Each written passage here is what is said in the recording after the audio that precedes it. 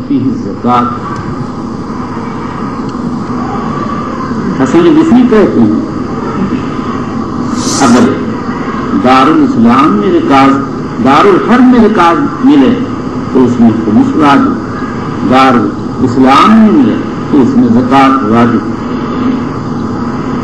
ابن منذر کہتے ہیں میرے علم میں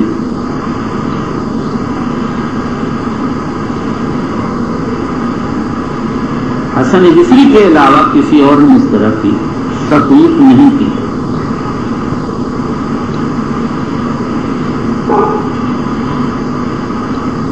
وَإِنْ وُجِدَتْ نُقْطَةٌ فِي أَرْضِ الْعَدُوِّ فَعَرِّفْهَا حَسَنًا فَإِنْ كَانَتْ مِنَ الْعَدُوِّ فَفِيهَا الْخُمُسُ۔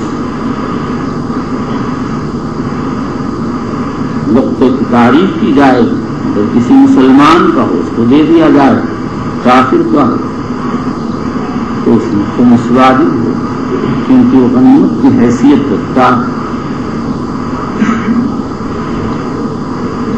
وقال بعض الناس المعدن رکاز۔ یہ پہلا مقام ہے جہاں پر امام بخاری رضی اللہ تعالی عنہ یہ کلمہ استعمال کیا۔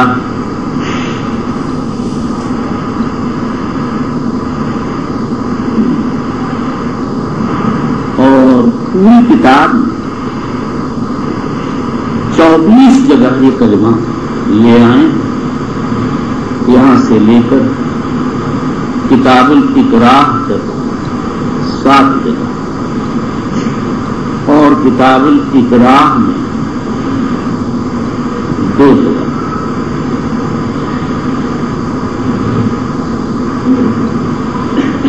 اور کتاب الحیل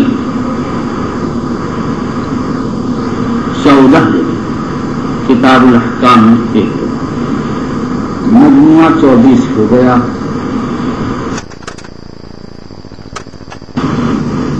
مجموعہ 24 ہو گیا۔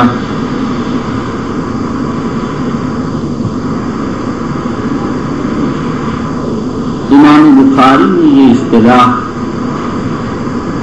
امام شافعی سے لی ہے۔ امام بیہقی بطریق ابی حاتم رازی عن ربیع بن سلیمان المرادی عن الامام الشافعی نقل کیا کہ اگر میں کہوں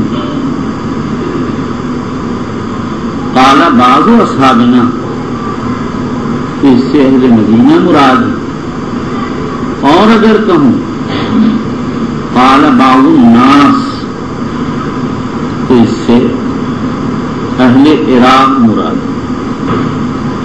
بخاری نے بھی جہاں کہیں یہ کلمہ کہا ہے اہل عراق کو مراد لیا۔ عام مقامات میں امام ابو حنیفہ بھی مراد ہے، کبھی کوئی اور بھی ان کے ساتھ ہو جاتا ہے۔ اور ایک مقام میں کتاب الاحکام میں امام ابو حنیفہ کے تلمیذ محمد بن حسن مراد، اور جہاں بھی کہیں یہ کلمہ لائے ہیں موقع اعتراض میں لائے ہیں،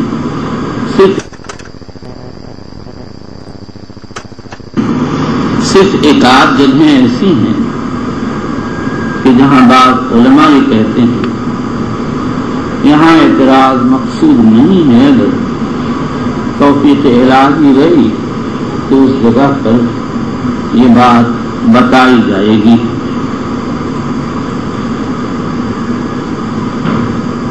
المعدن رکاز مثل الدفن، اپنے جانور کی حفاظت رات میں کریں۔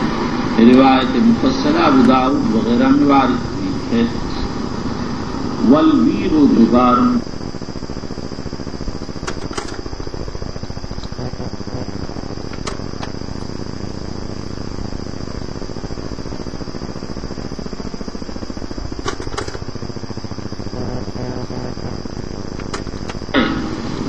والا ذمہ دار نہیں ہے، لیکن بے محل کھودنے پر بعض حنفیہ ذمہ دار قرار دیتے ہیں.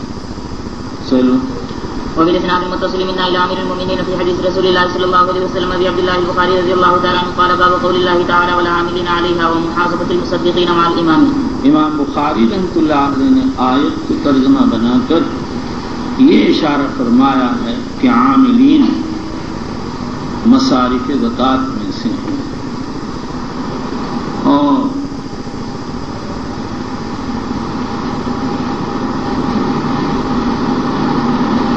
دوسرا جز ہے ومحاسبۃ المصدقین مع الامام. مقصد یہ جو لوگ زکوٰۃ وصول کرنے کے لیے جاتے ہیں امام کو لا کر حساب دینا چاہیے، ویسے ہی نہیں ورنہ پھر آزادی پیدا ہوگی، خیانتیں شروع ہو جائیں گی. چلیے.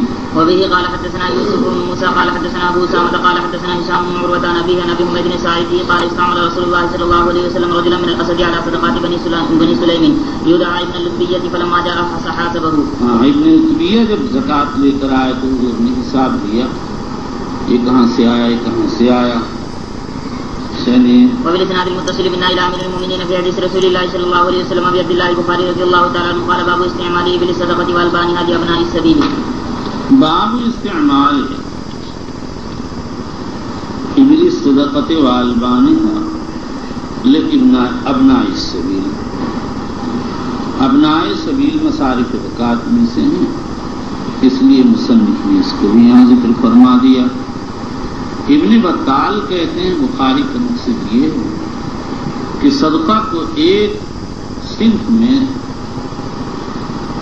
صرف کر دینا جائے، یہی ان ثلاثہ کا مسلک ہے. امام شافعی رحمہ اللہ تعالی کہتے ہیں کہ یہ لوگ مستحقین ہیں لہذا ہر شخص کو پہنچانا واجب. حافظ ابن حجر عسقلانی کہتے ہیں ہو سکتا ہے امام کہ حضور صلی اللہ تعالی علیہ وسلم قرنیین کو علی قدر الحصص استعمال کی اجازت دی. نیز یہاں تملیک نہیں اور زکوٰۃ میں تملیک واجب ہے، یہاں تو صرف اباحت انتفاع کا ذکر ہے. حقیقت یہ ہے کہ حافظ صاحب لفظی چکر میں پڑ گئے. امام بخاری رحمۃ اللہ علیہ کو ابناء سبیل کا تذکرہ اس لیے کیا کہ مصارف زکوٰۃ میں سے ہیں، اور امام بخاری نے یہ بتایا ہے کہ ابن سبیل کو زکوٰۃ دی جائے گی، صدقہ دیا جائے گا.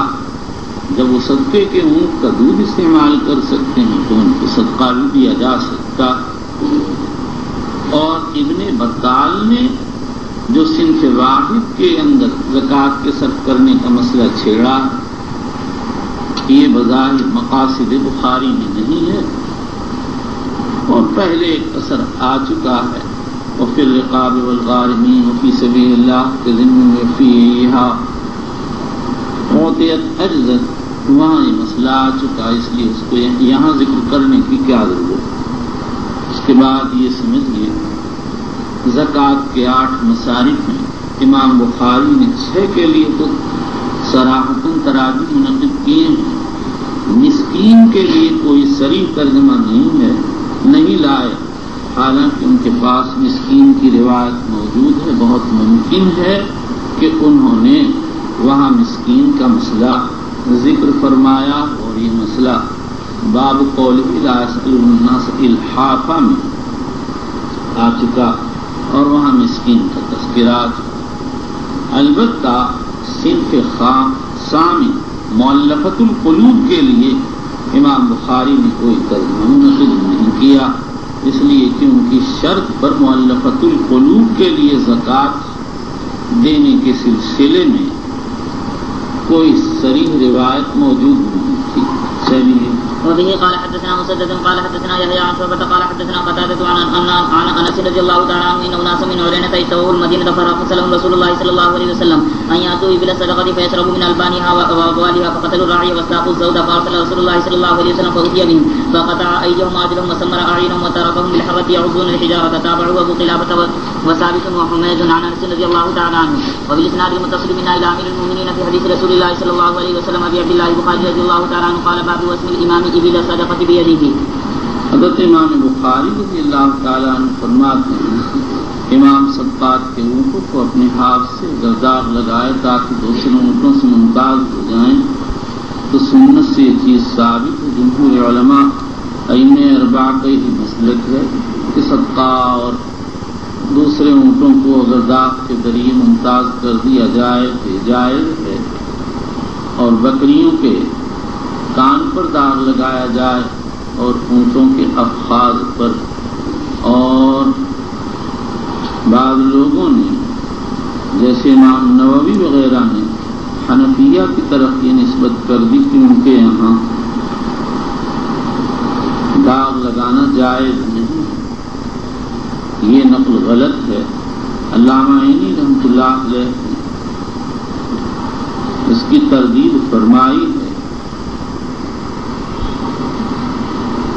فقی ابو اللہ سمرقندی نے اس مسئلے میں اختلاف ذکر کیا اور دونوں اقوال ذکر کر کے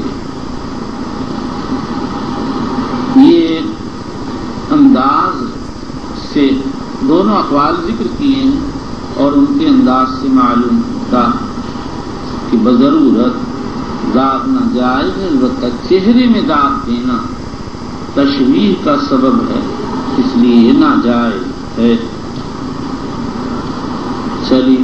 وبه قال حدثنا ابراهيم بن المنذر قال حدثنا الوليد قال حدثنا ابو عمرو قال حدثني اسحاق بن عبد الله بن ابي طلحه قال حدثني انس بن مالك رضي الله تعالى عنه قال غدوت الى رسول الله صلى الله عليه وسلم بعبد الله بن ابي طلحه ليحنكه فوافيته في يده الميس. ليحنكه تاکہ تحنیک کر دیں. تحنیک یہ ہے کہ کھجور چبا کر بچے کے حنک تال پر لگا دی جائے. چلیے. فوافيته في يده الميسم يسم المیسم مقوار داغنے کا آلہ. میسم سما سے ماخوذ ہے جس کے معنی ہے علامت کے. میسم کے معنی آلے علامت زگن. یسم ابیل الصدقۃ حضور اکرم صلی اللہ تعالی علیہ وسلم صدقے کے اونٹوں کو داغ لگا رہے تھے. ان کا قول یہ فعل ہوگا. ثابت کہتا ہے کہ سنت طریقہ یہ ہے. سنت میں یہ ہے تو اس سے کیا مراد ہوگا؟ نبی علیہ الصلوۃ والسلام کی حدیث یعنی مرفوع قول ہو یا فعل یا تقریر مرفوع. اور اگر لفظ سنت کا استعمال کوئی تابعی کرتا ہو, تابعی کوئی کہے کہ سنت یہ ہے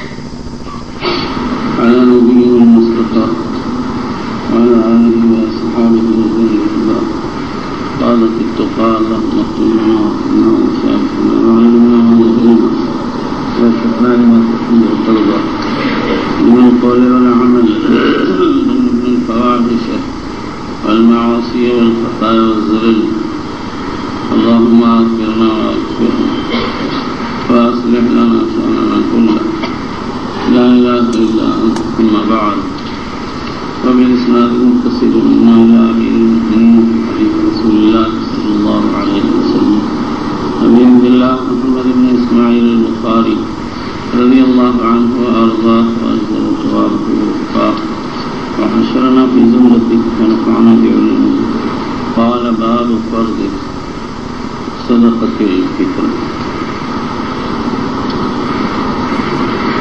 زکوٰۃ کے بعد صدقۃ الفطر کا مسئلہ اس لیے کرتے ہیں کہ دونوں کا طرح تعلق اعطاء مال سے. حضرت امام بخاری رضی اللہ تعالیٰ عنہ کہتے ہیں کہ صدقۃ الفطر فرض. صدقہ فطر کی مشروعیت واقعی بن سعد کے بیان سن 2 ہجری میں ہوئی. پھر ائمہ ثلاثہ اور جمہور تو اس کو فرض مانتے ہیں. یہی امام بخاری کی رائے اور ابن منذر اور ابن عبد البر نے اس پر اجماع نقل کیا۔ حنفیہ فرماتے ہیں کہ صدقہ فطر واجب ہے، ان کی اصطلاح ہے کہ جو دلیل ان کے یہاں ضمنی ثبوت ضمنی دلالت تو اس سے جو چیز ثابت ہوگی باب امر واجب کہلائے گی۔ اشہر ابن عبدالعزیز ابن لبان اور ظاہریہ سنت کہتے ہیں۔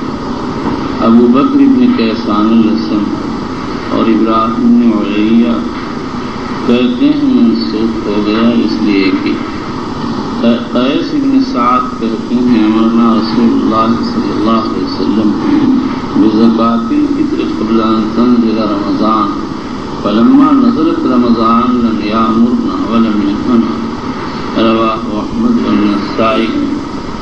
کہتے ہیں اس کے دو جوابات دیے گئے۔ ایک جواب تو یہ ہے کہ حدیث ضعیف ہے، اس کی سند میں وہ عمار علی بن حمید جو مشہور ہے، اس پر اشکال یہ ہے کہ امام ابن معین امام الجرح والتعدیل نے اس کی توثیق کی۔ دوسرا جواب یہ دیا گیا کہ ایک مرتبہ امر فرما کر سکوت کر لینا اس کے منسوخ ہو جانے کی دلیل نہیں ہے۔ امر اول پر اعتماد کر کے دوبارہ امر نہیں کیا گیا۔ پھر اس کے بعد صدقہ فطر کا وجوب کب ہوتا ہے؟ امام احمد و اسحاق فرماتے ہیں رمضان کی آخری تاریخ کے افطار کے وقت سے۔ امام ابو حنیفہ کہتے ہیں صبح عید کے طلوع کے بعد، اور مالک و شافعی کے دونوں اقوال اس اختلاف کا ثمرہ یہ ظاہر ہوگا کہ اگر کوئی شخص آخری دن افطار کے وقت موجود تھا اور صبح سے پہلے مر گیا تو امام ابو حنیفہ کے ہاں اس کی طرف سے صدقہ فطر واجب نہیں ہوگا اور جمہور کے ہاں واجب ہو جائے گا۔ اور اگر کوئی رات میں پیدا ہوا تو امام ابو حنیفہ کے ہاں واجب ہوگا، باقی حضرات کے ہاں واجب نہ ہوگا۔ اور اگر کوئی رات ہی میں پیدا ہوا اور رات ہی میں مر گیا تو کسی کے نزدیک بھی اس کی طرف سے صدقہ فطر واجب نہیں ہوگا۔ پھر اس کے بعد ابن منذر کہتے ہیں اس پر تو اجماع ہے، اگر کسی کے پاس کچھ نہ ہو تو اس پر صدقہ فطر نہیں۔ جمہور علماء فرماتے ہیں اگر کسی آدمی کے پاس یوم فطر اور لیلۃ الفطر کا نفقہ موجود ہے اور ان لوگوں کا بھی نفقہ کھانا پانی وغیرہ موجود ہے جس کا اس شخص کے لیے نفقہ واجب ہے، اور اس کے بعد اتنا مال ہے جس سے صدقہ فطر ادا ہو جائے تو صدقہ فطر واجب ہوگا۔ امام ابو حنیفہ کہتے ہیں صدقہ فطر کے وجوب کے لیے مال نصاب کا مالک ہونا ضروری ہے اور وہ نصاب ضرورت سے زائد ہے۔ عبدری کہتے ہیں امام ابو حنیفہ کے علاوہ ہمیں کسی اور سے یہ مذہب یاد نہیں ہے۔ واللہ تعالی اعلم۔ چلیے بسم الله الرحمن الرحيم وبالاسناد المتصل من الى امير المؤمنين في حديث رسول الله صلى الله عليه وسلم ابي عبد الله البخاري رضي الله تعالى عنه قال وراى في العاليه وعطاء بن سيرين صدقه فالفطر فريضه. وبه قال حدثنا يحيى بن محمد بن سكني قال حدثنا محمد بن جهز قال حدثنا اسماعيل بن جعفر عن عمر بن نافع عن ابيه عن ابن عمر رضي الله عنهما قال فرض رسول الله صلى الله عليه وسلم زكاة الفطر ساعة من تمر او ساعة من شعير على العبد والفقير، ساعة من تمر او ساعة من شعير على العبد والفقير والذكر والانثى والصغير والكبير من المسلمين، وامر بها ان تؤدى قبل خروج الناس الى الصلاة. وبالاسناد المتصل منا الى امير المؤمنين في حديث رسول الله صلى الله عليه وسلم ابي عبد الله البخاري رضي الله تعالى عنه قال باب صدقة الفطر على العبد وغيره من المسلمين. امام بخاری رضی اللہ تعالیٰ عنہ نے جب یہ بتا دیا کہ صدقہ فطر فرض، تو اب اس ترجمۃ الباب سے بتا دیا کہ صدقہ فطر مسلمانوں پر فرض ہے، آقاؤں پر تو براہ راست فرض ہے، غلاموں کے بارے میں اختلاف ہے۔ داؤد ظاہری فرماتے ہیں کہ براہ راست غلام پر فرض ہے اور آقا کے ذمہ واجب ہے کہ اس کو مقدار صدقۃ الفطر کما کر ادا کرنے کا موقع دے۔ اور جمہور علماء فرماتے آقا کے ذمہ واجب وہ اپنے غلام کی طرف سے صدقۃ الفطر ادا کرے۔ شافعیہ کے دو اقوال ہیں، ایک جمہور علماء کے مسلک کے مطابق اس صورت میں علی کے معنی میں ہوگا، اور دوسرا قول یہ ہے کہ غلام پر واجب ہوگا، پھر آقا اس کی طرف سے ادا کرے گا۔ حافظ ابن حجر اسقلانی تو کہتے ہیں کہ امام بخاری کا رجحان اسی طرف، لیکن ابن بطال کہتے ہیں کہ وہ قول اول کی طرف مائل ہیں۔ چلیے وبه قال حدثنا عبد الله بن يوسف قال اخبرنا مالك عن نافع عن ابن عمر رضي الله عنهما ان رسول الله صلى الله عليه وسلم فرض زكاة الفطر ساعة من تمر او ساعة من شعير على كل حر او عبد ذكر او انثى من المسلمين۔ اگر کسی آدمی کے غلام کافر ہوں تو اس کافر کی طرف سے صدقہ فطر ادا کرنے میں اختلاف ہے۔ امام ابو حنیفہ تو کہتے ہیں صدقہ فطر واجب ہے، ادا کرنا ضروری ہے، اور باقی ائمہ فرماتے ہیں کہ غیر مسلم غلام کی طرف سے صدقہ فطر واجب نہیں ہے۔ یہی امام بخاری کی رائے، اس لیے کہ نبی کریم صلی اللہ علیہ وسلم سے ابن عمر نے نقل کیا فرض زکاۃ الفطر علی کل حر و عبد ذکر و انثی من المسلمین۔ حنفیہ کی طرف سے اس کے 3 جوابات دیے گئے۔ پہلا جواب یہ ہے کہ روایات جواب یہ ہے کہ من المسلمین کی زیادتی ثابت نہیں ہے۔ ابن وزاق، ابن صلاح وغیرہ کہتے ہیں امام مالک اس کے نقل کرنے میں منفرد، لیکن یہ جواب قابل سماعت میں امام مالک رحمۃ اللہ علیہ ان اکابر ائمہ اور ثقات اسبات میں ان کا تفرد مسلم۔ ایک مرتبہ ابن عیینہ نے کوئی حدیث بیان کی، کسی نے کہہ دیا مالک اس کے خلاف نقل کرتے ہیں، تو ابن عیینہ کہنے لگے ابن اللبون اذا مال الزفی قرن لم يستطع صولة البذل القناعیسی، یعنی میری حیثیت مالک کے سامنے ابن لبون کی ہے اور امام مالک کی مثال ابل بازل کی ہے۔ مزید یہ ہے کہ امام مالک رحمۃ اللہ علیہ اس کے نقل میں منفرد نہیں، ان کے مطابق ہیں عمر ابن نافع جن کی روایت باب اول میں آ چکی، اور دوسرے مطابق ضحاک ابن عثمان، ان کی روایت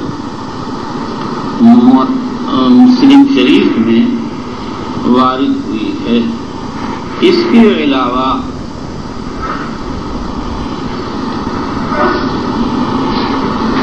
6-7 آدمی ان کی مطابعت کرتے ہیں، اگرچہ یہ متابعین مالک کے ہمدرجہ نہیں ہیں، اور امام ترمذی رحمۃ اللہ علیہ نے علل صغریٰ میں اسی طرف اشارہ کیا اور فرمایا روا بعضهم عن منافع مثل روایت مالک ممن لا يعتمد علیہ، لیکن مطابعات میں ایسے روایت کی روایات چل جاتی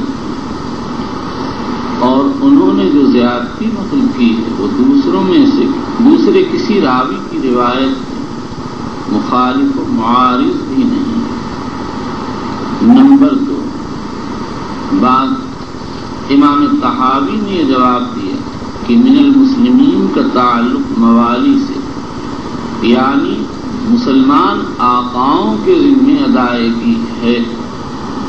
اس پر یہ اشکال ہے کہ مسلمان مخاطب ہیں تو وہی مراد ہوں گے، کافر تو مخاطب ہیں ہی نہیں، وہ کیا صدقۃ الفطر ادا کریں۔ نمبر 3، بعض علماء یہ فرماتے ہیں کہ یہ 2 طرح کی نصوص ہیں، بعض مطلق بعض مقید، لہذا المطلق یجری علی اطلاقہ والمقید علی تقییدہ۔ اس پر یہ اشکال ہے کہ یہ تو وہاں ہوتا ہے جہاں قید کسی اور مسئلے سے تعلق رکھتی، اور جب ایک ہی مسئلے سے دونوں کا تعلق تو مطلق کو مقید پر محمول کرنا ضروری ہوگا، ورنہ تقیید شارع کا کوئی فائدہ ظاہر نہ ہوگا۔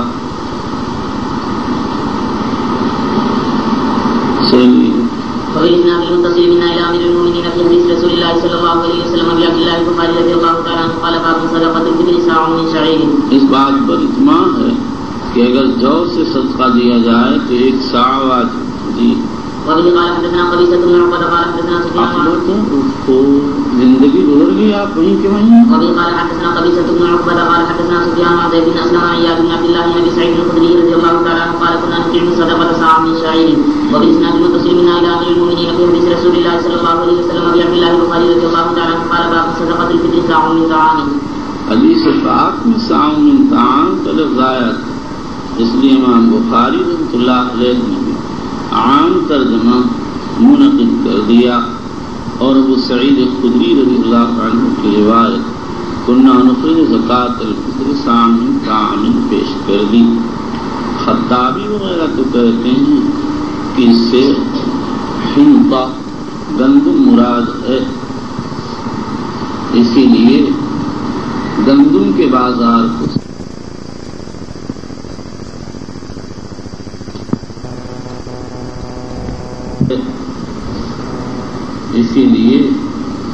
گندم کے بازار کو سوق الطعام کہا جاتا ہے۔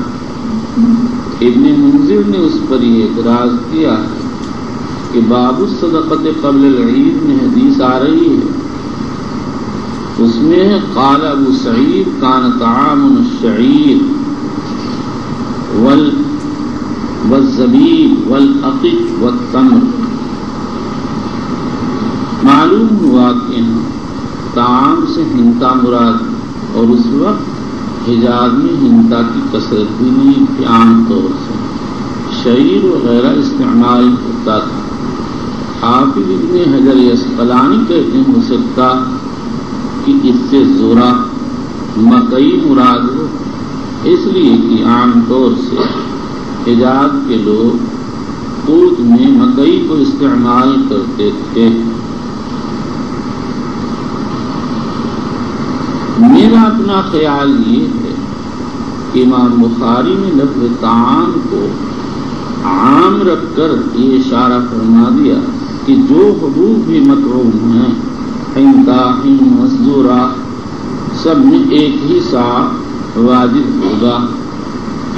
مسئلہ ہنطہ میں اختلاف ہے۔ حضرت امام شافعی، امام احمد بن حنبل، امام مالک اور امام شافعی فرماتے ہیں کہ 1 صاع واجب ہے. اور امام ابو حنیفہ رحمۃ اللہ علیہ فرماتے ہیں کہ نصف ساع واجب ہے. ائمہ ثلاثہ فرماتے ہیں 1 ساع واجب، اور امام ابو حنیفہ کہتے ہیں نصف ساع. یہی ابن منذر محدث نے اختیار کیا ہے. اور صحابہ میں سے حضرت عثمان، حضرت علی، ابو ہریرہ، ابن عباس، ابن زبیر وغیرہ سے مروی ہے. جو لوگ ساع کے قائل ہیں وہ حدیث، جو لوگ 1 ساع کے قائل وہ حدیث ابو سعید خدری کی حدیث مرفوع کے عموم سے استدلال کرتے ہیں اور ابو سعید کے عمل کو پیش کرتے ہیں. اور جو لوگ نصف ساع کے قائل وہ کہتے ہیں کہ نصف ساع گندم صحابہ کی جماعت دیتی تھی اور گندم اور جو میں فرق ہے، اس لیے اگر نصف ساع گندم 1 ساع جو کی جگہ کافی ہو جائے تو کیا حرج کی بات ہے. نصف ساع گندم کے سلسلے میں بعض مرفوع روایات ہیں لیکن وہ ثابت نہیں. وبه قال حدثنا عبد الله بن يوسف قال اخبرنا مالك عن زيد بن اسلم عن اياد بن عبد الله بن سعد بن ابي سرح بن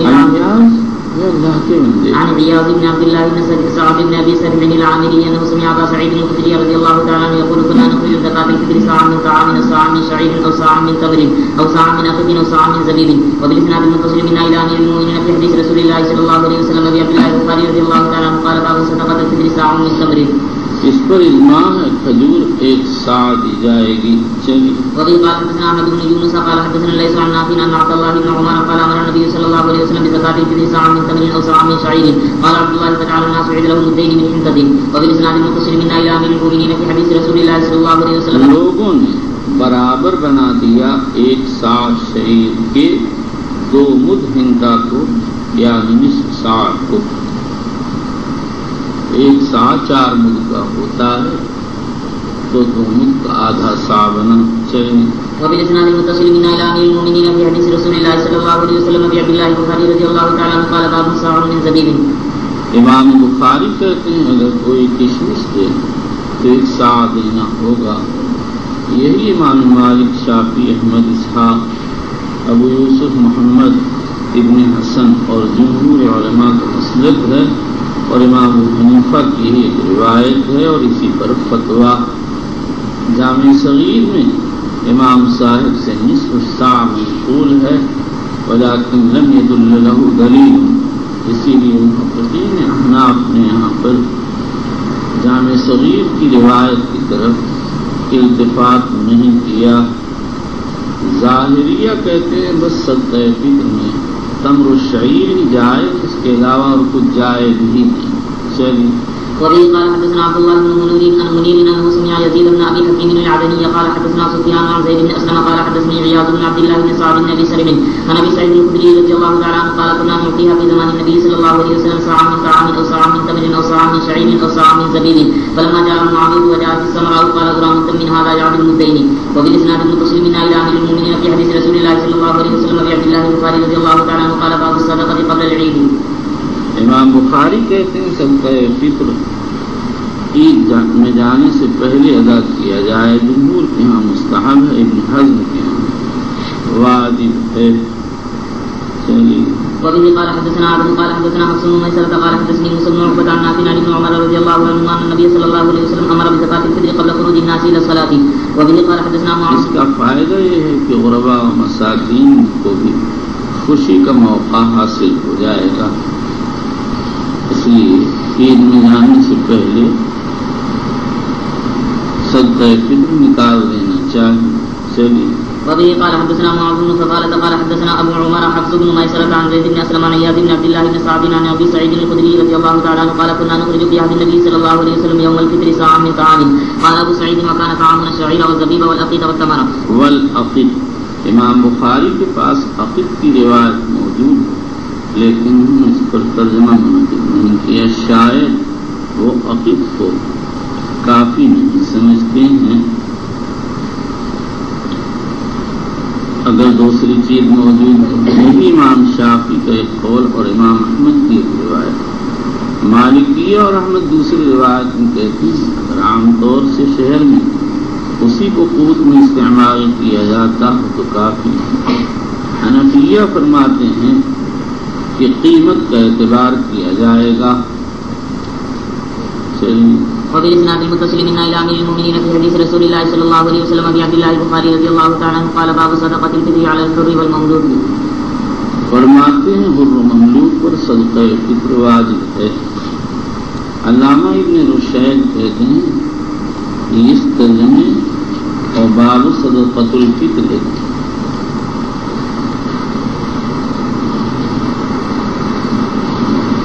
علی العبد وغیرہ من المسلمین میں تکرار. وہاں بھی عبد غیر عبد کے متعلق کہا تھا صدقہ فطر واجب اور یہاں بھی فرما رہے ہیں حر و مملوک پر صدقہ فطر واجب ہے. ابن رشید فرماتے ہیں شاید بخاری نے اشارہ کیا ہے کہ غلام کی طرف سے جو صدقہ دیا جاتا ہے وہ انسان ہونے کی حیثیت سے نہیں بلکہ مال ہونے کی حیثیت سے. یا بخاری نے اشارہ فرمایا ہے کہ ہر غلام کی طرف سے صدقہ فطر ادا کیا جائے گا. اسی لیے المملوک کا لفظ کہا.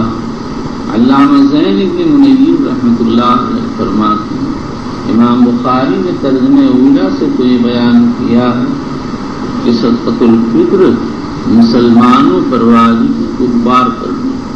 اور اس ترجمۃ الباب سے یہ بیان فرمایا ہے کہ صدقۃ الفطر حر و عبد دونوں پر واجب ہے. یہ نہیں کہ صرف احرار پر واجب ہے اور ممالک پر نہیں.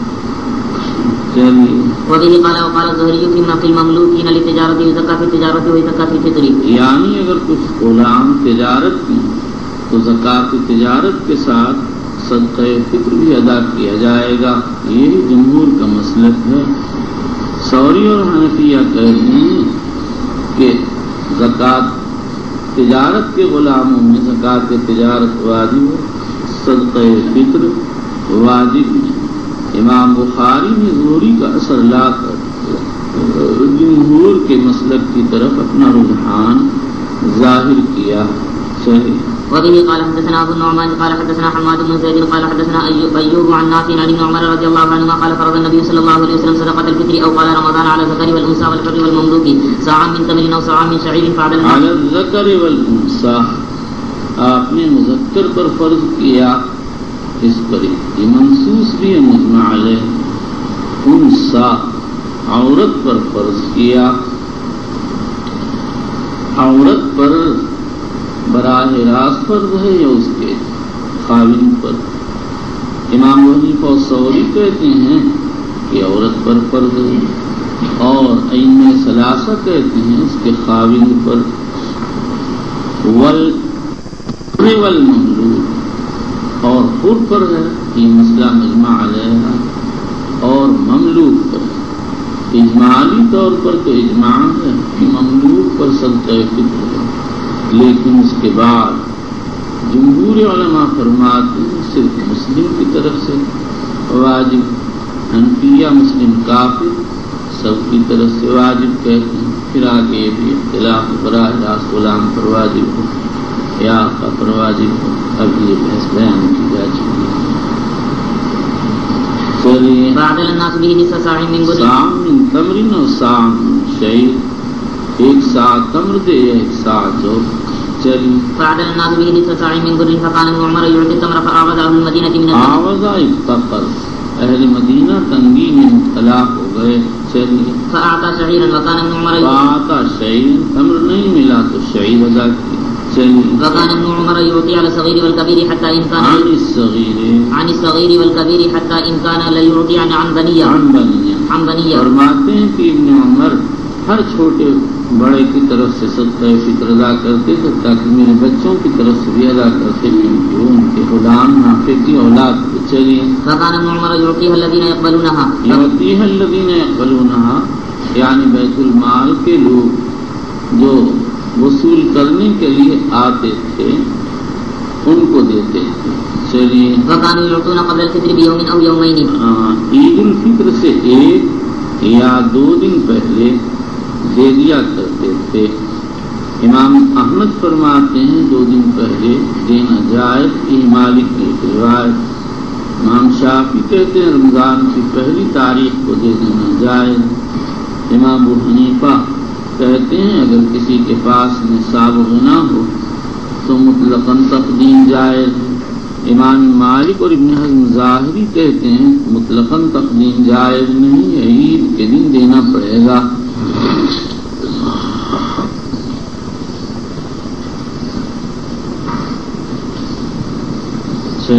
قال ابو عبد الله بني يعني بني نافع قال كانوا يعطون ليجمع على الفقراء.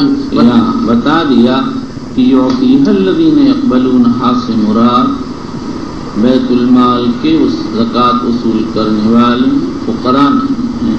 چلیے وبالاسناد المتصل منا الى امير المؤمنين في حديث رسول الله صلى الله عليه وسلم ابي عبد الله البخاري رضي الله تعالى عنه قال باب صدقة الفطر على الصغير والكبير. صدقۃ الفطر صغیر و کبیر سب پر ہے. کبیر کا مسئلہ تو مجمع علیہ، صغیر کے مسئلے میں اختلاف. سعید بن مسیب کہتے ہیں صغیر پر صدقہ فطر ہے ہی نہیں. ابن حزم کہتے ہیں اس پر واجب اگر مال نہ ہو تو ساقی.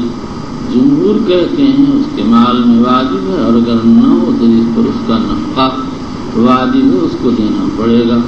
امام محمد کہتے ہیں باپ پر واجب ہے مطلقاً. امام بخاری بجائے ہے مال صغیر میں صدقۃ الفطر کو واجب کہتے ہیں. وبه قال ابو عمرو عمر وعلي وابن عمر وجابر وعائشة وطاووس وعطاء وابن سيرين ان يزكى مال اليتيم وقال الزهري يزكى مال المجنون. یہ پوری عبارت قال ابو عمرو سے لے کر مال المجنون تک ہمارے ہندی نسخوں میں پائی جاتی ہے اور شراح کے نسخوں میں اس کا کوئی نام و نشان نہیں اور نہ ہی مصر اور ترکی وغیرہ کے چھپے ہوئے مستند نسخوں میں اس کا کوئی ذکر ہے. ہمارا گمان یہ ہے کہ ابو عمرو سے ابو عمرو بن عبد البر مراد ہیں، اگرچہ المشہور ان کو ابو عمر کہا جاتا ہے بضم العین، اور شیخ نصر حورینی کہتے ہیں یہی صواب ہے. لیکن بعض لوگوں نے جیسے صاحب قاموس نے ان کو ابو عمرو بفتح العین کہا اور وہ یہ پوری عبارت نہ صحیح لیکن اس کا مادہ اور اصل کتاب الاستذکار میں موجود ہے. واللہ سبحانہ وتعالی اعلم. ان یزکا مال الیتیم، مال یتیم میں ان میں ثلاثہ کے ہیں زکوٰۃ. ترمذی کی روایت میں تجری فی مال الیتیم حتی لا تاکلہ الصدقہ، اور حنفیہ کہتے ہیں کہ مال یتیم میں زکوٰۃ نہیں ہے. چلو وبه قال حدثنا مسدد قال حدثنا يحيى عن عبيد الله قال حدثني نافع عن ابن عمر رضي الله عنهما قال فرض رسول الله صلى الله عليه وسلم صدقة الفطر ساعا من شعير او ساعا من تمر على الصغير والكبير والحر والمملوك. وبالاسناد المتصل منا الى امير المؤمنين في حديث رسول الله صلى الله عليه وسلم ابي عبد الله البخاري رضي الله تعالى عنه قال بسم الله الرحمن الرحيم كتاب المناسك. حضرت امام بخاری رضی اللہ تعالیٰ عنہ صلاۃ و زکوٰۃ سے فارغ ہو گئے. صلاۃ عبادت منفردہ بدنیہ ہے اور زکوٰۃ عبادت فردہ مالیہ ہے. جب افراد کے بیان سے فراغت ہو گئی تو کتاب المناسک لائے جو بدن اور مال دونوں سے مرکب. مناسک کا مفرد منسک ہے.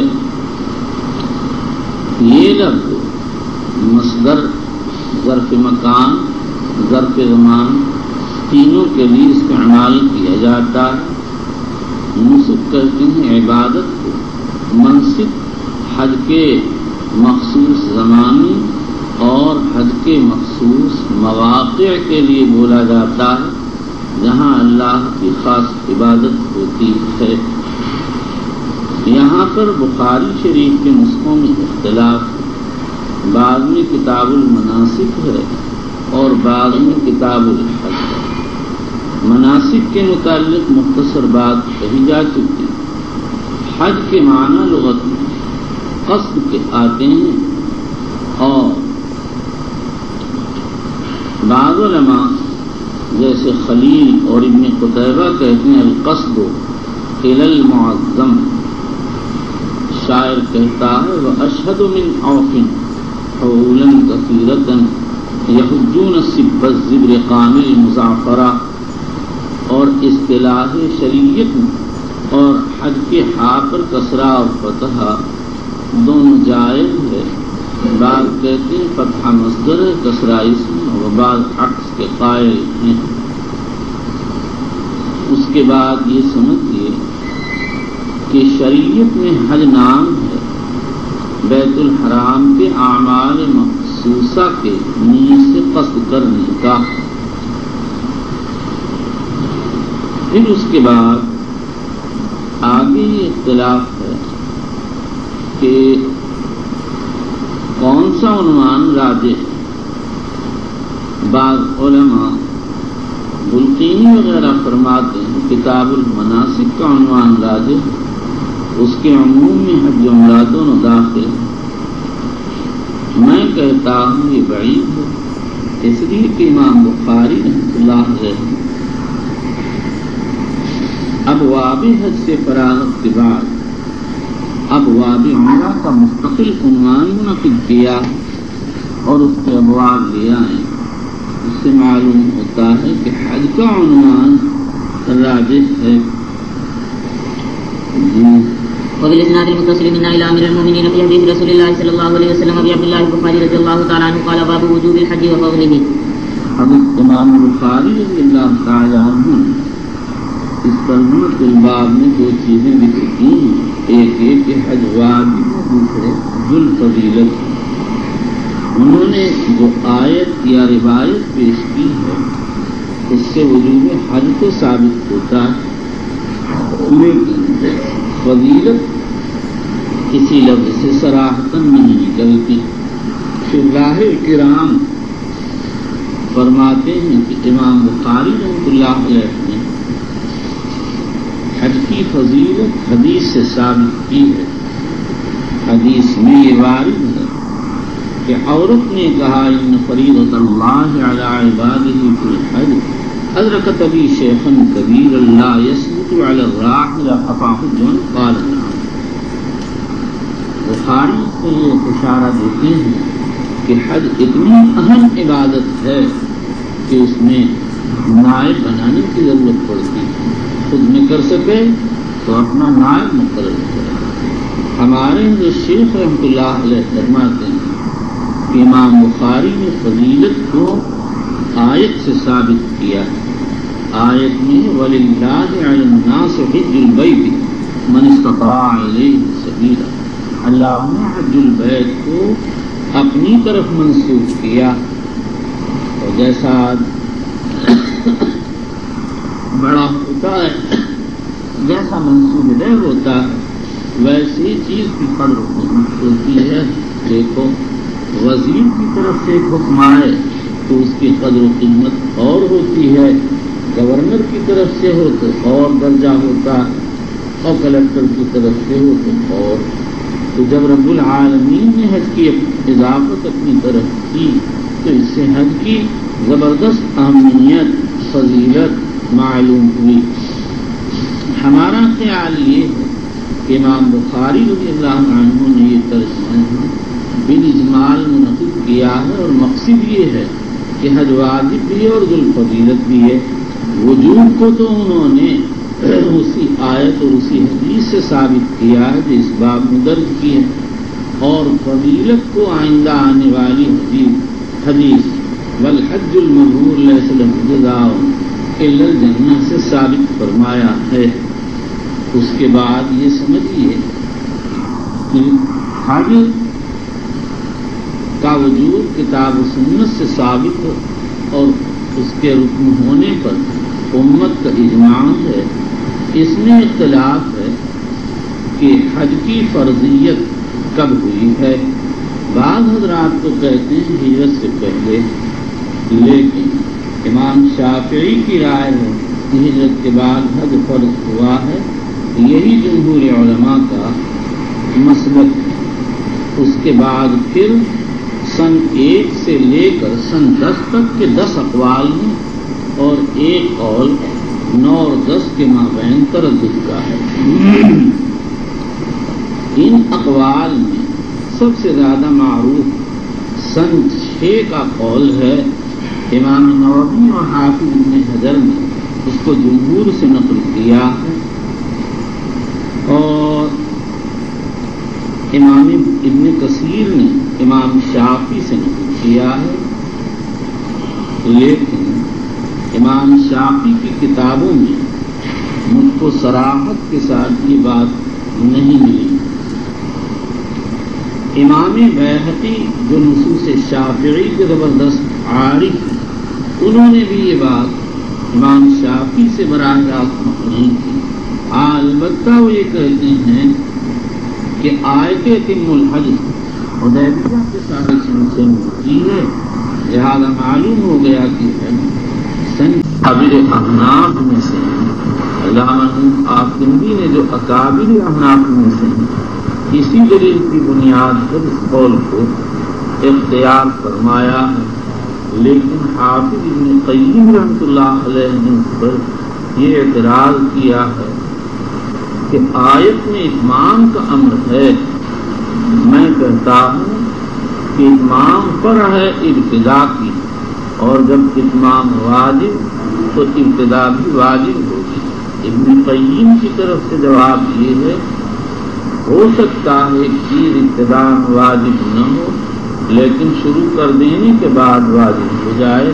اللہ تعالیٰ فرماتا ہے لا تبطلوا اعمالکم، عمل شروع کر کے اس کو باطل نہ کرو، لیکن اسی آیت میں 2 قرأتیں ہیں، ایک اتم الحج والعمرۃ للہ اتمام سے صیغہ امر کے ساتھ، اور دوسری قرأت علقمہ اور مسروق و ابراہیم نخعی سے منقول ہے وَأَقِیمُوا الْحَجَّ وَالْعُمْرَةَ لِلَّهِ۔ اس قرأت ثانیہ میں یہ واضح کر دیا کہ اتیمو کے معنی ہے اقیم، حج عمرے کو اللہ کے لیے قائم کرو، یعنی تم اس کو ادا کرو۔ اور امام ابن تیمیہ نے دعویٰ کر دیا کہ سنچے سے پہلے کوئی قائل نہیں، لیکن ان کا یہ دعویٰ صحیح نہیں ہے۔ امام ابو القاسم رافعی نے کتاب الحج میں سن 5 کا قول ذکر کیا، ماوردی نے سن 8 کا قول اختیار کیا ہے، اور ابن حبان اور قاضی عیاض وغیرہ بہت سے علماء نے سن 9 کا قول اختیار کیا، اور بعض علماء سن 10 کے قائل ہیں۔ حافظ ابن قیم رحمۃ اللہ علیہ نے وفود کے بیان میں اسی قول کو ذکر فرمایا ہے، اور ابن حزم کہتے ہیں یہی قول اظہر ہے۔ ابن تیمیہ نے بھی اسی کو راجح قرار دیا، اور 9-10 کے مابین تردد کا قول ابن تیمیہ اور ابن قیم نے نقل کیا ہے۔ اس کے بعد یہ سمجھ لیا کہ اس مسئلے میں اختلاف ہے کہ حج علی الفور فرض ہے یا علی التراخی۔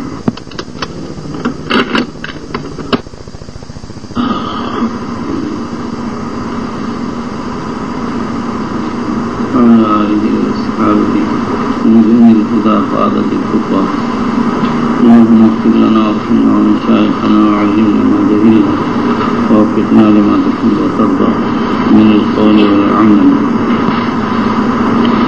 وجنبنا الفواحش والمعاصي والخطايا والزلل. اللهم اغفرنا واغفرنا واصلح لنا شأننا كله لا اله الا انت. ثم بعد، اس میں اختلاف ہے کہ حضر الفور فرض یا علی التراخی، امام ابو حنیفہ، امام مالک، امام ابو یوسف، امام احمد فرماتے ہیں استطاعت کے بعد فی الفور فرض ہے۔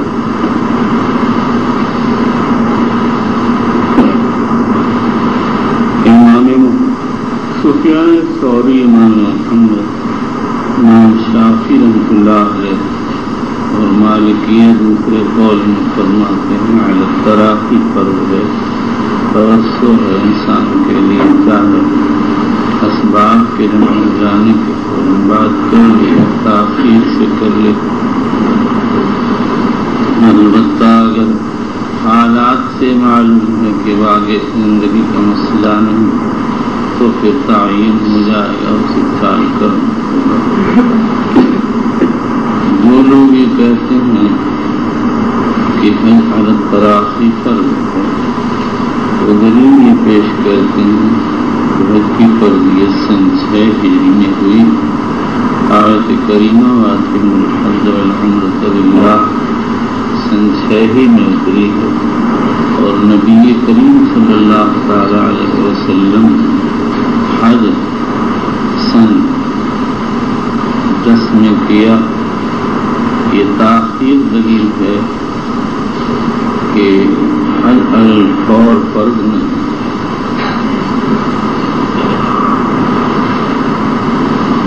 جو لوگ حج کے علی الفور فرض ہونے کے قائل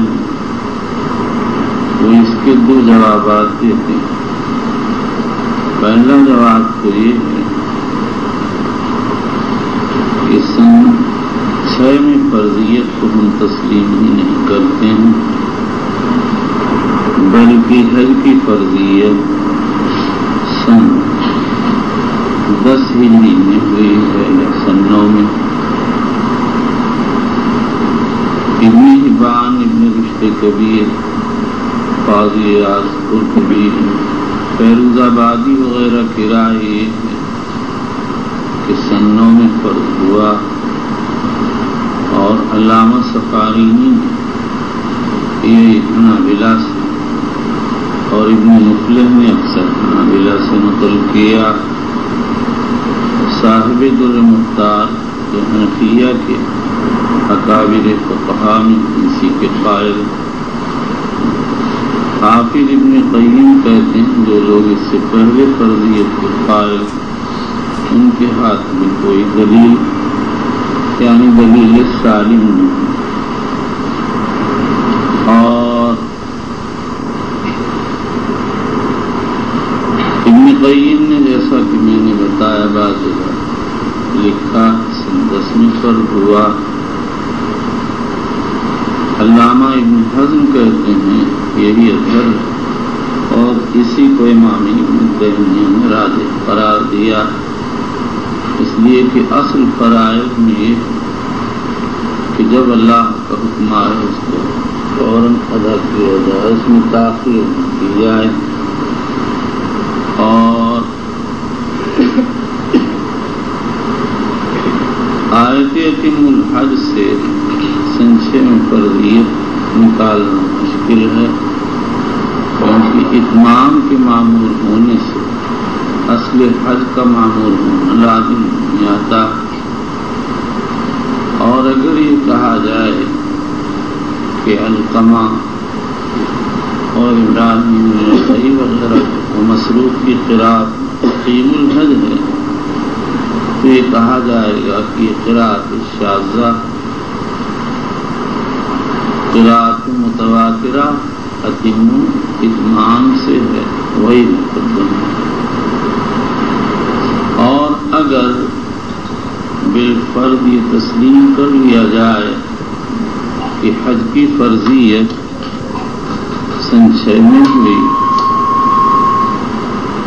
تو حضور اکرم صلی اللہ علیہ وسلم کے تاخیر کرنے کے مختلف وجوہ۔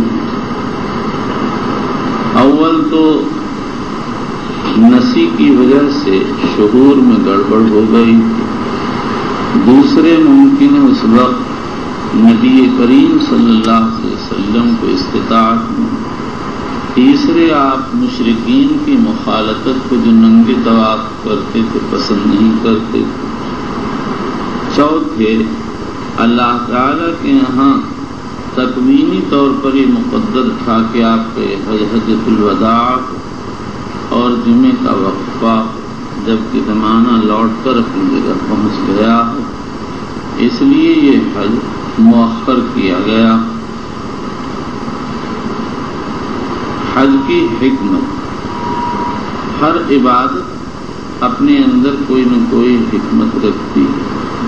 حج کی حکمت پہلی تو یہ ہے کہ بندگی کا اظہار. اللہ نے بندے کے اندر دو وصف رکھے ہیں، ایک جھکنا اور دوسرے محبت کرنا. اور خود اللہ میں دو وصف ہیں، ایک بڑائی، دوسرے شان محبوبیت. ہر عبادت میں یہ دونوں اوصاف نظر آتے ہیں. حج میں عشق کی جلوہ گری ہے. انسان دو کپڑے پہن لیتا اور پھر دیوانہ ہو کر محبوب کے در و دیار کی طرف چل پڑتا. جہاں جہاں محبوب کا اثر و نشان معلوم ہوتا ہے اس کی خاک چھانتا ہے. اور دوسری چیز موت کو یاد کرنا. یہ دو احرام کی چادریں کفن کو یاد دلاتی ہیں.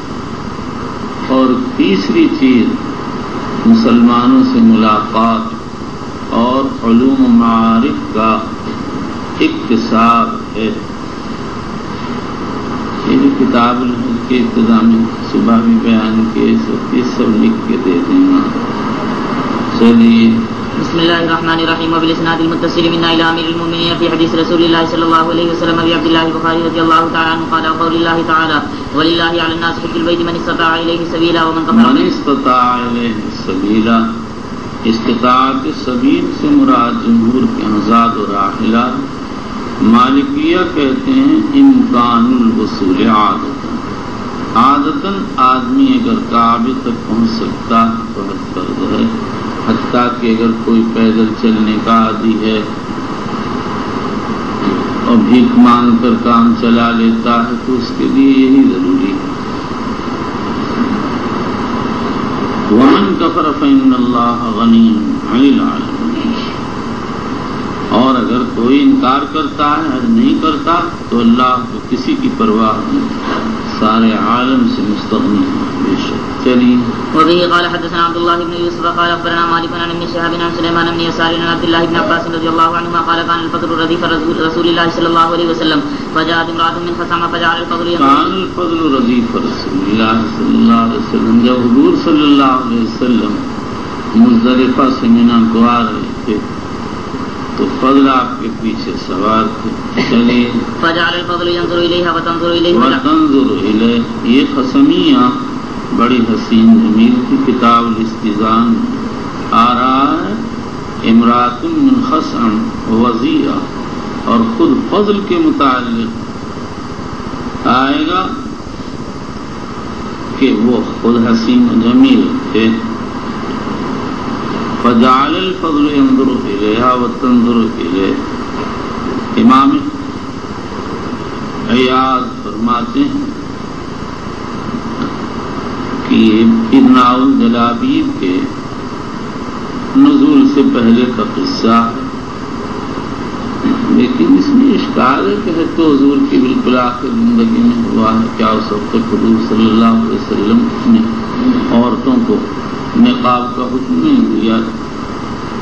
امام قرطبی فرماتے ہیں کہ یہ نظر طبیعت کے مقتضا کی طرف کے مطابق کی انسان کی فطرت ہے کہ اشیاء جمیلہ کی طرف مائل ہوتا اور اس کو دیکھتا. یہ نظر منکر نہیں تھی، لیکن شیطان کے داخل ہو جانے کا اندیشہ تھا، اس لیے حضور صلی اللہ علیہ وسلم نے فضل کا چہرہ پھیر دیا. ترمذی میں ہے، جب حضور نے فضل کا چہرہ پھیر دیا تو عباس کہنے لگے اپنے چچا زاد بھائی کا چہرہ ادھر پھیر دیا۔ آپ نے فرمایا رأیت شابا و شابتا لم آمن علیہم الشیطان، میں نے جوان لڑکے اور لڑکی کو دیکھا، مجھے خطرہ ہوا کہ کہیں بیچ میں شیطان نہ گھس جائے، اس لیے اس کا چہرہ پھیر دیا۔ لڑکی کو آپ نے کہنا ضروری نہ سمجھا، اس لیے کہ جب لڑکے کا چہرہ پھیر دیا جائے گا تو لڑکی کو خود بخود تنبہ ہو جائے گا۔ چلیے وجعل النبي صلى الله عليه وسلم يصرف وجه الفضل الى الشق الاخر فقالت يا رسول الله ان فريضه الله على عباده في الحج ادركت بي شيخا كبيرا لا يسجد على الراحله يرفعه، یعنی جس وقت فرض حج نازل ہوا تو میرے باپ عاجز عن السفر کے سواری پر سوار ہونے کی طاقت نہیں رکھتے تھے۔ افاحج عنہ، کیا میں ان کی طرف سے حج کر لوں؟ قال نعم فذلك في حجۃ الوداع۔ یہ مسئلہ آئندہ آئے گا کہ اگر کوئی آدمی سفر سے عاجز ہو جائے تو اس پر استطاعت کے بعد حج فرض ہوگا یا نہیں، اور اس کی طرف سے حج بدل کیا جا سکتا ہے یا نہیں۔ چلیے وبالاسناد المتصل منا الى امير المؤمنين في حديث رسول الله صلى الله عليه وسلم ابي عبد الله البخاري رضي الله تعالى عنه قال باب قول الله تعالى ياتوك رجال على كل ضامن ياتين من كل فج عميق ليشهدوا منافع لهم فجاجا الطرق الواسعه۔ یاتوک رجال على كل، رجال کا مفرد راجل ماشی کے معنی، ضامر بعیر محذور وہ اونٹ جو سفر کے کثرت کی وجہ سے دبلا ہو گیا۔ فج راستہ عمیق گہرا، گہرائی بول کر طول مراد ہے۔ فجاجن الطرق الواسعہ، یعنی فج عمیق سے مراد طریق واسع ہے۔ اس کے بعد یہ سمجھیے کہ یہاں پر امام بخاری کی کیا مراد ہے، اس میں اختلاف۔ حافظ ابن حجر اسقلانی کہتے ہیں امام بخاری رحمۃ اللہ علیہ نے یہ اشارہ کیا ہے کہ راحلہ شرط وجوب نہیں، یہی امام مالک کا مذہب ہے، جمہور علماء کے نزدیک شرط ہے۔ مالکیہ فرماتے ہیں اللہ تعالیٰ نے یاتوک رجال وعلی کل ضامر فرمایا ہے، حج میں آنے والے لوگ پیدل آئیں، سوار ہو کر آئیں، حج فرض ہے۔ لیکن جمہور علماء یہ کہہ سکتے ہیں کہ یہ بالکل بدیہی بات ہے کہ قریب کے لوگ سے تو آنا آسان، دور سے آنے کے لیے سواری کی ضرورت پڑے گی، لہذا مطلب یہ ہوگا کہ جو جیسے مقام پر واقع ہو اور اس کے لیے جیسی سہولت ہو اس کے اعتبار سے سفر کرے۔ اگر کوئی قریب میں ہے پیدل چل کر آ سکتا ہے تو سواری کی ضرورت نہیں ہے، اور اگر کوئی بعید ہے پیدل چلنا دشوار ہے تو ایسی صورت میں ظاہر ہے کہ سواری کی ضرورت ہوگی۔ وہ ضعیفی روایت سے ترمذی وغیرہ میں وارد ہے کہ حضور صلی اللہ علیہ وسلم سے استطاعت کی تفسیر پوچھی گئی تو آپ نے فرمایا الزاد والراحلہ۔ نمبر 2، علامہ قسطلانی فرماتے ہیں کہ امام بخاری نے یہ اشارہ کیا کہ اشتراط الراحلہ ماشین حج کے جواز کے منافی نہیں، لیکن علامہ کی یہ تقریر الفاظ آیت سے نہ تو مناسبت رکھتی ہے نہ الفاظ روایت سے۔ نمبر 3، شاہ ولی اللہ محدث دہلوی فرماتے ہیں کہ امام بخاری رحمۃ اللہ علیہ یہ بتانا چاہتے ہیں کہ حج میں جانے کے لیے رکوع و مشی دونوں برابر ہیں۔ آیت میں اگر مشی کو مقدم کر دیا گیا تو اس سے اس کی ترجیح لازم نہیں آتی، کیونکہ حضور اکرم صلی اللہ تعالی علیہ وسلم نے حج کا سفر راکباً کیا۔ ہمارا خیال یہ ہے کہ امام بخاری رضی اللہ تعالیٰ عنہ نے جب یہ بتا دیا کہ حج فرض ہے تو اب اس ترجمے سے یہ اشارہ کرنا چاہتے ہیں کہ حج میں جانے کے لیے کوئی صورت متعین نہیں، سوار ہو کر بھی جانا جائے اور پیدل بھی۔ آیت سے بات واضح طور پر سمجھ میں آتی ہے، لیکن افضل رکوع ہے، اس لیے کہ جس ذات مقدس کے سینے پر آیت نازل ہوئی انہوں نے جب حج کیا تو راکباً حج کیا تھا۔ یہی جمہور امام مالک، امام شافعی اور جمہور علماء کا مسلک ہے، اور اس کی وجہ ظاہر ہے کہ اول تو یہ رسول اللہ صلی اللہ علیہ وسلم کا فعل، دوسرے اس سوار ہو کر چلنے میں بہت سے اعمال میں سہولت ہوگی، اور تیسرے اس میں نفع زیادہ ہوگا تو اس کا اجر و ثواب بھی زیادہ ہوگا۔ اسحاق ابن راہوے اور داؤد ظاہری کہتے ہیں کہ مشی افضل ہے، اس لیے کہ اس میں تعب زیادہ ہے۔ امام نووی رحمۃ اللہ علیہ فرماتے ہیں یہ تعلیل فاسد ہے۔ بعض لوگوں نے امام شافعی سے نقل کیا ہے کہ دونوں برابر ہیں۔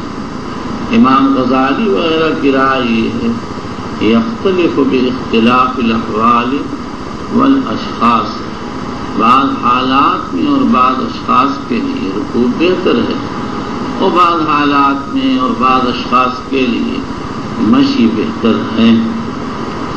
وبه قال حدثنا احمد بن عيسى قال حدثنا ابن وهب عن يونس عن ابن شهاب ان سالم بن عبد الله بن عمر اخبره ان ابن عمر رضي الله عنهما قال رايت رسول الله صلى الله عليه وسلم يركب راحلته بذي الحليفه ثم يهل حين تسبي به قائمه۔ یہ باب بھی لکھ کے دینا بھائی نے، تو اس کی کوئی مدد کر دو بھائی، ضیاء الخطر تو اس کی مدد کر دیا کر۔ چلیے۔ وبه قال حدثنا ابراهيم بن موسى قال اخبرنا الوليد قال حدثنا الاوزاعي وانه سمع عطاء يحدث عن جابر بن عبد الله الانصاري ان هلال رسول الله صلى الله عليه وسلم من ذي الحليفه حين استوت به راحلته، رواه انس وابن عباس رضي الله عنهما يعني حديث ابراهيم بن موسى، وبالاسناد المتصل منا الى امير المؤمنين في حديث رسول الله صلى الله عليه وسلم ابي عبد الله البخاري رضي الله تعالى عنه قال باب الحج على الرحل۔ راحل کہتے ہیں لکڑی کے پالان کو، حافظ ابن حجر تو کہتے ہیں امام بخاری نے یہ اشارہ فرمایا ہے کہ حج میں تقشف اور سادگی افضل ہے ترفع سے، اور ہمارا خیال یہ ہے کہ امام بخاری رحمۃ اللہ علیہ نے ایک خاص بات کی طرف اشارہ کیا ہے۔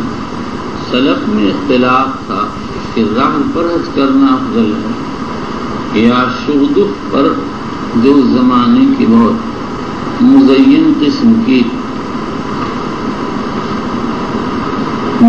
سواری کے اوپر نشست گاہ تھی۔ بعض عمرہ شغدف کو پسند کرتے تھے، لیکن اس وقت کے لوگ علماء راحل پر حج کو پسند کرتے تھے، اس لیے کہ یہی نبی اکرم صلی اللہ علیہ وسلم سے ثابت۔ امام بخاری نے ترجمے کے ذریعے اسی قول کی ترجیح کی طرف اشارہ فرمایا۔ چلیے۔ وبه قال وقال ابان حدثنا مالك بن دينار عن القاسم بن محمد عن عائشة رضي الله عنها۔ یہ مالک بن دینار زاہد بخاری شریف میں ان کی کل یہی ایک معلق روایت۔ چلیے۔ عن عائشة رضي الله عنها أن النبي صلى الله عليه وسلم بعث معها أخاها عبد الرحمن فأمرها من التنعيم وحملها على مالک بن دینار کا قصہ، انہوں نے ایک مرتبہ خواب دیکھا کوئی اژدہا ان کو دوڑائے آ رہا اور یہ بھاگے جا رہے۔ راستے میں ایک بڑے میاں سے ملاقات ہوئی، کہنے لگے کیا آپ مجھے بچا سکتے ہیں کہ میں کمزور ہوں دیکھو آگے یہ پہاڑ ہے، اس میں لوگوں کی امانتیں ہیں، اگر تمہاری کوئی امانت ہوئی تو شاید تمہارا کام بن جائے۔ یہ بھاگے بھاگے گھبرائے ہوئے اس پہاڑ کے پاس پہنچے اور چلائے، چھوٹے چھوٹے بچے نکلے، انہوں نے اژدہا کو بتا دیا۔ اس میں ان کی ایک چھوٹی سی بیٹی تھی جو مالک ابن دینار کی گود میں آ کے بیٹھ جاتی تھی، اور جب وہ شراب پیتے تو پیالے کو ہاتھ مار کے گرا دیتی تھی، اسی طرح وہ آ کے گود میں بیٹھ گئی۔ تو انہوں نے پوچھا کہ بیٹی تم یہاں کہاں ہو؟ کہ یہاں ہم چھوٹے بچوں کی جگہ ہے اور یہیں ہم قیامت تک رہیں گے۔ کہ وہ جو ہم نے اژدہا دیکھا اور بڑے میاں وہ کیا تھے؟ بچی نے کہا اژدہا آپ کے برے اعمال اور بڑے میاں آپ کے نیک اعمال ہیں۔ نیک اعمال میں اتنی طاقت نہیں ہے کہ وہ برے اعمال کا مقابلہ کر سکیں۔ مالک ابن دینار کے دل میں زہد بیٹھ گیا اور اس کے بعد بس سب کچھ ہی چھوڑ دیا، اور اللہ جب ہدایت دینے پہ آتے ہیں تو خود ہی راستہ بتا دیتے ہیں۔ چلیے فأعمرها من التنعيم وحملها على قطب وقال عمر قطب لکڑی کا پالان، چلیے وقال عمر سد الرحال في الحج فإنه أحد الجهادين شد الرحال فی الحج، حج کے اندر پالان کسو، اس لیے کہ وہ دو جہادوں میں سے ایک جہاد ہے۔ جیسے جہاد میں آدمی کو جان مال خرچ کرنا ہوتا ہے، حج میں بھی خرچ کرنا پڑتا ہے۔ چلیے وقال محمد بن ابي بكر قال وبه قال وقال محمد بن ابي بكر قال حدثنا يزيد بن زريع قال حدثنا عبد بن ثابت عن ثمامة بن عبد الله بن انس رضي الله تعالى عنه قال حج انس على رهن ولم يكن شهيها یعنی انہوں نے لکڑی کے پالان پر بخل کی وجہ سے حج نہیں کیا، بلکہ تواضع اور اتباع رسول صلی اللہ علیہ وسلم کی وجہ سے کیا۔ چلیے وحدثنا النبي صلى الله عليه وسلم حج على رهن وكانت زاملته، زاملہ وہ سواری کہلاتی ہے جس پر سامان لادا جاتا ہے۔ اس سے معلوم ہوا جس سواری پر آپ سوار تھے اسی پر آپ کا سامان زادراہ وغیرہ تھا۔ لیکن ابو داؤد کی ایک روایت میں ہے وَكَانَتْ زَامِلَتُهُ وَزَامِلَةُ أَبِي بَكْرٍ وَاحِدًا، نبی اکرم صلی اللہ علیہ وسلم اور صدیق اکبر کی زاملہ یعنی سواری کا سامان کی سواری ایک تھی۔ حضرت شیخ رحمۃ اللہ علیہ فرماتے ہیں جب مدینے سے سفر ہوا تو حضرت نبی اکرم صلی اللہ علیہ وسلم اور صدیق اکبر کا سامان ایک مستقل اونٹ پر رکھا ہوا تھا، لیکن جب مکہ مکرمہ سے منا کے لیے روانگی ہوئی تو پھر ہر ایک نے اپنا زاد راہ، اپنا سامان اپنی سواری پر رکھ لیا تھا۔ چلیے وبه قال حدثنا عمرو بن علي قال حدثنا ابو عاصم قال حدثنا ايمن بن النابل قال حدثنا القاسم بن محمد عن عائشة رضي الله عنها انها قالت يا رسول الله اعتمرتم ولم اعتمر قال يا عبد الرحمن اذهب باختك فعامرها من التنعيم فاعقبها على ناقة فاعتمرت وبالاسناد المتصل منا الى امير المؤمنين في حديث اعقبها اركبها على حقيبة الراحلة، راحلہ کے حقیبہ پر، حقیبہ وہ لکڑی کی زیادتی کہلاتی جو پالان کے پچھلے حصے میں ہوتی ہے۔ چلیے وبالاسناد المتصل منا الى امير المؤمنين في حديث رسول الله صلى الله عليه وسلم ابي عبد الله البخاري رضي الله تعالى عنه قال باب فضل الحج المبرور، حج مبرور کی فضیلت کا بیان۔ حج مبرور وہ حج جو مقبول، بعض کہتے ہیں جس میں کوئی گناہ شامل، نووی نے اسی کو راجح کہا، اور ابو عبید القاسم سلام نے یہی لکھا، اور بعض کہتے ہیں جس میں ریاض، قول ثانی ہی راجح۔ مبرور اسم مفعول ہے بر سے، جس کے معنی ہے نیکی۔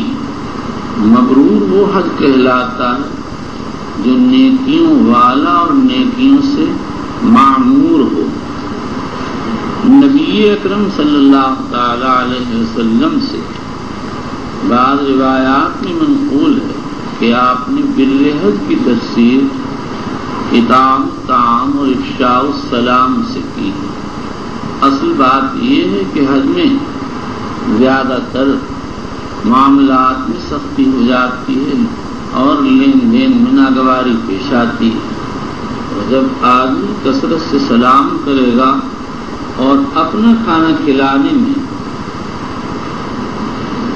سبقت کرے گا تو اس کے دل سے مال کی محبت نکل جائے گی اور جاہ و شان نکل جائے گی، اس لیے کسی سے لڑائی جھگڑا ہوگا نہیں۔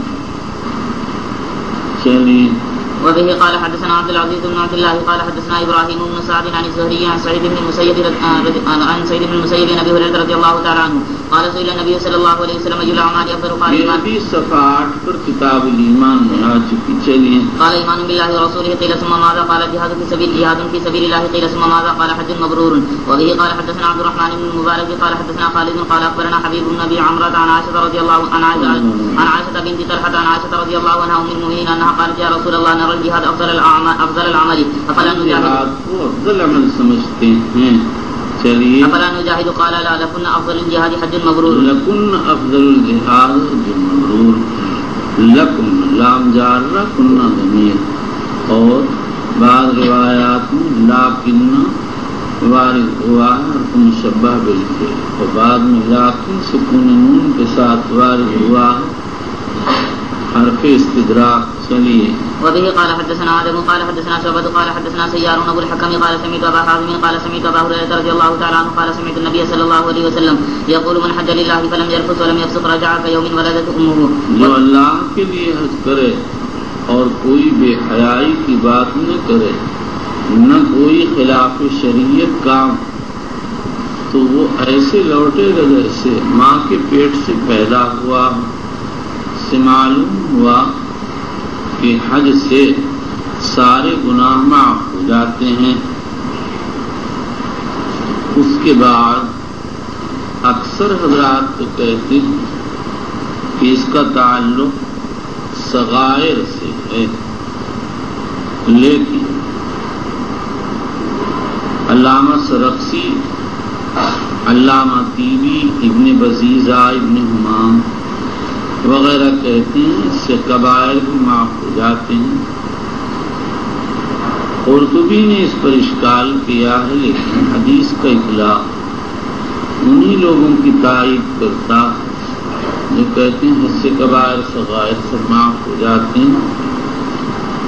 اور اسی کے ساتھ مسلم کی روایت کو بھی سامنے رکھ لو، نبی اکرم صلی اللہ علیہ وسلم نے فرمایا الاسلام یہدم ما کان قبلہ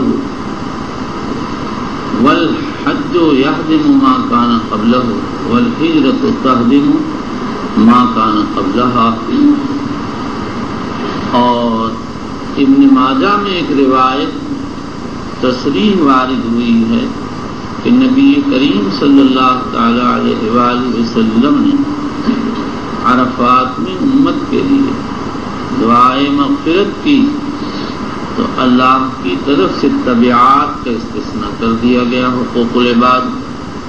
لیکن جب آپ نے مزدلفہ میں دعا کی تو حقوق العباد کی اللہ نے ذمہ داری لے لی۔ اس روایت کو ابن جوزی نے موضوعات میں داخل کیا، لیکن حافظ ابن حجر عسقلانی وغیرہ نے ان کی تردید کی ہے، اور یہ دونوں صحیح حدیث ہیں جن میں حدیث باب متفق علیہ ہے اور دوسری حدیث افراد مسلم ہے۔ عباس بن مرداس کی اس حدیث کی تائید کرتی ہے جو ابن ماجہ نے روایت کی ہے۔ چلیے وبالاسناد المتصل من الى امير المؤمنين في حديث رسول الله صلى الله عليه وسلم ابي عبد الله البخاري رضي الله تعالى عنه قال باب فرض مواقيت الحج والعمرة۔ مواقیت کا مفرد میقات، میقات کہتے ہیں کسی شہر کے معین زمان یا مکان حج میں دو میقات ہیں، ایک میقات مکانی یعنی وہ خاص جگہ انسان حج کرتا، یہاں امام بخاری نے میقات مکانی کو بیان کیا اور میقات زمانی کے لیے آئندہ ایک ترجمہ باب قول اللہ تعالی الحج اشہر معلومات آ رہا ہے۔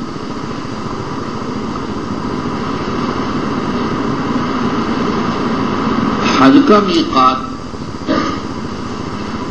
کے میقات کی تعین کب ہوئی ہے؟ امام احمد فرماتے ہیں حجۃ الوداع سے کچھ پہلے۔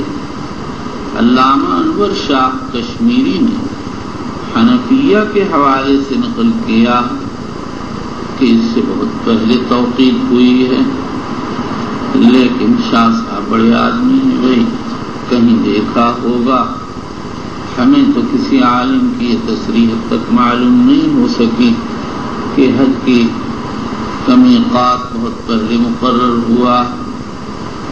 پھر اس کے بعد جمہور علماء فرماتے ہیں یہ مواقیت فرض میں ان سے بغیر احرام کے آگے بڑھنا جائز۔ یحییٰ ابن سعید انصاری عطا نخعی فرماتے ہیں کہ یہ واجب نہیں ہے، اگر بلا احرام کوئی آگے بڑھ جائے تو کوئی حرج نہیں۔ پھر اس کے بعد جمہور علماء میں سعید ابن جبیر ابن حزم کہتے ہیں کہ اگر کوئی آدمی میقات سے آگے بڑھ جائے اور وہیں احرام باندھے تو اس کا حج صحیح نہیں ہوگا، بلکہ اس کو میقات پر لوٹ کر آنا پڑے گا اور وہاں احرام باندھے گا۔ جمہور فرمات اکثریت کی رائے یہ ہے کہ اگر آگے بڑھ کر حج کا احرام باندھ لیا تو حج ہو جائے گا، لیکن اس کے بعد اس پر دم آئے گا۔ امام مالک اور امام احمد کہتے ہیں ہر حال میں دم آئے گا۔ امام شافعی کہتے ہیں اگر تلبس بالنسک سے پہلے میقات لوٹ آئے تو دم ساقط ہو جائے گا۔ امام ابو حنیفہ کہتے ہیں بشرطے کہ تلبیہ پڑھتے ہوئے لوٹے۔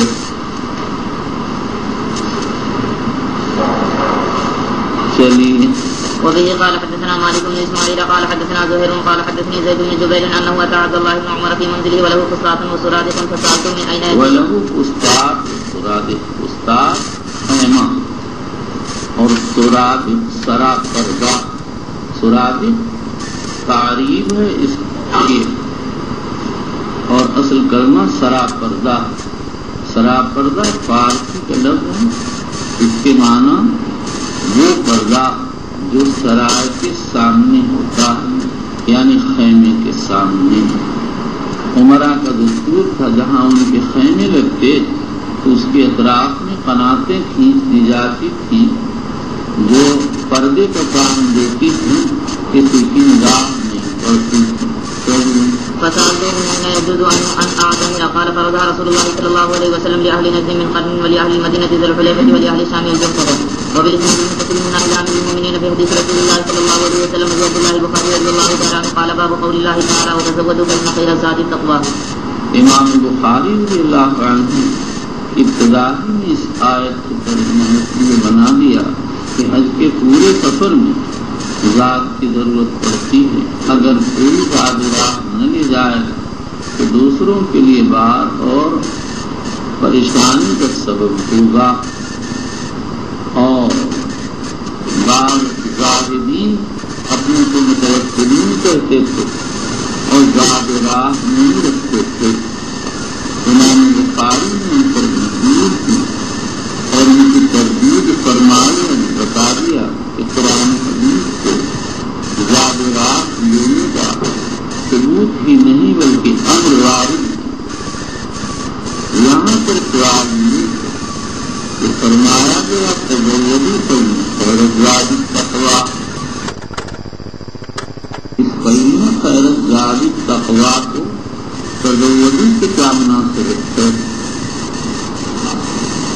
کا جواب یہ ہے کہ اپنی معلوم میں بازاد رات انسان اس سوال سے بچاتا اور نہ ہو تو اپنے رفقا کے لیے وجود کا سبب بنتا ہے، ان کی مشکلات میں ڈالتا ہے جو خلاف تقویٰ تو ذات کی مناسبت سے خیر ذات التقویٰ کو ذکر فرما دیا اور فرماتے ہیں تزودوا ایسا رکھ لو فإن خیر الزاد التقویٰ، بہترین ذات اور توشہ وہ ہے جو صاحب ذات کے لیے تقویٰ کا سبب بنتا ہے، یعنی وہ لوگوں سے سوال نہیں کرتا اور سوال کر کے ان کو ایذا نہیں پہنچاتا ہے۔ اس کے بعد یہ سمجھو، بعض علماء یہ کہتے ہیں معنی تزودوا واتقوا، تم لوگ توشہ بھی لو اور تقویٰ بھی اختیار کرو۔ توشہ تو ظاہری بدن کے لیے اور تقویٰ روح کے لیے ہے، اور اصل زاد روح ہے، لیکن زاد روح ہے اور زاد روح تقویٰ کے لیے۔ وبه قال حدثنا يحيى رضي الله عنه قال كان أهل اليمن يحجون ولا يتزودون ويقولون نحن المتوكلون فإذا قدموا مكة سألوا الناس فأنزل الله عز وجل وتزودوا فإن خير الزاد التقوى. رواه ابن عيينة عن عمرو عن كلمة مرسلا وبالإسناد المتصل من أمير المؤمنين في حديث رسول الله صلى الله عليه وسلم نبية الله البخاري رضي الله تعالى عنه قال باب محل أهل مكة بالحج والعمرة. امام بخاری رحمۃ اللہ زمین خاص کی تربیت بتا چکے تو اب ابتداء جہاں جہاں کے مراکز کتابیں حدیث میں وارد ہوئے اس تک تراجم منعقد کرتے ہیں۔ سب سے پہلے اہل مکہ کا نقاب ذکر ہوا، باوجود کہ حدیث میں لازم ہے اس لیے کہ مکہ وحی تھی منزل اول، اور وہی نبی اکرم صلی اللہ علیہ وسلم کو نبوت ملی اور وہ سب سے افضل ہے۔ فرماتے ہیں محل اہل مکہ بالحج والعمرہ،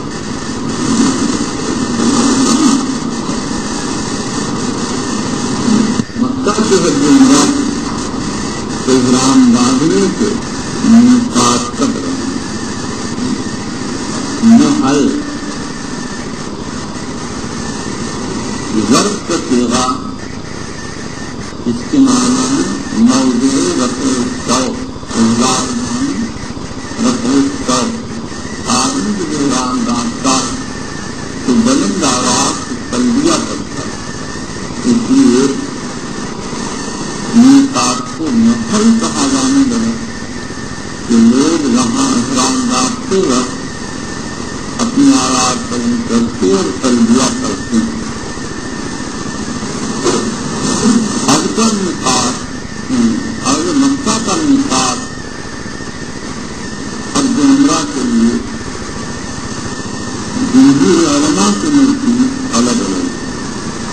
حج کا میقات تو مکے سے احرام باندھے، لیکن عمرے کا میقات اجمل دل ہے، ان پر جا کر وہاں سے احرام باندھ کر آئے گا۔ اور بعض علماء نے رضوانت کیا جیسے ابن عبد البر، اور کہتے ہیں کہ یہ مقصود عمرہ زیارت، اور زیارت اسی وقت وہاں تک توحید اختیار باہر اختیار، لیکن امام بخاری رضی اللہ تعالیٰ عنہ یہ کہ نبی کریم صلی اللہ تعالیٰ علیہ وسلم نے بلا کسی تفصیل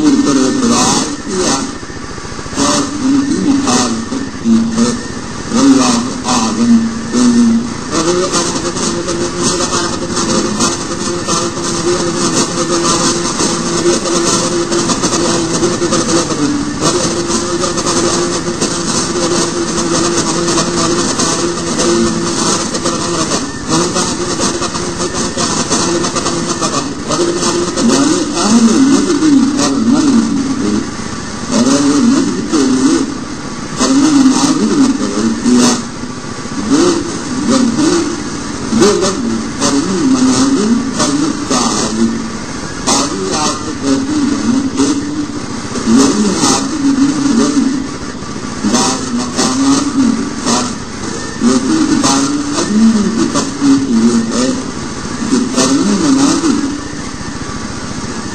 تو پہلے نبی کے انصاف کرنا اور قرنی تعالی ایک پہاڑ ہے 2000 برا کے فیصلے پر مسجدیں تھے اس کے قرنی تعالی اس لیے کہتے ہیں کہ اس زمانے میں کثرت سے لوگیاں رہتی تھی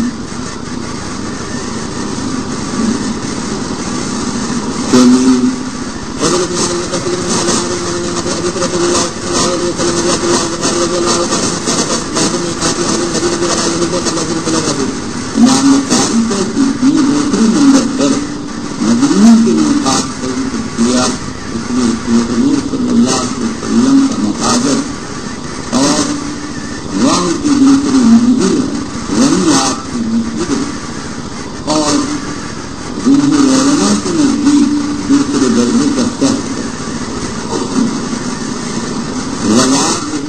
قبل ابھی خلیفہ فرماتے ہیں اہل مدینہ ذی خلیفہ کے درجے تہران مقام ہے